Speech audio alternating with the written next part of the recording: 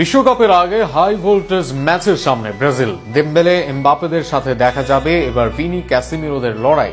কিন্তু এই লড়াইটা মোটেও সহজ হবে না ব্রাজিলের জন্য। অন্তত 5 বিভাগে কঠিন পরীক্ষা জিততে হবে ব্রাজিলকে, যা উত্তীর্ণ হয়ে জিততে হবে সেলেসাওদের। কি সেই পরীক্ষা, সেটা নিয়ে থাকছে প্রতিবেদন। গত 2 বিশ্বকাপের একবারের বিশ্ব চ্যাম্পিয়ন, আরেকবার বিশ্বকাপের রানার আপ। দলে আছে তারকার মেলা, সবখানে দুর্দান্ত।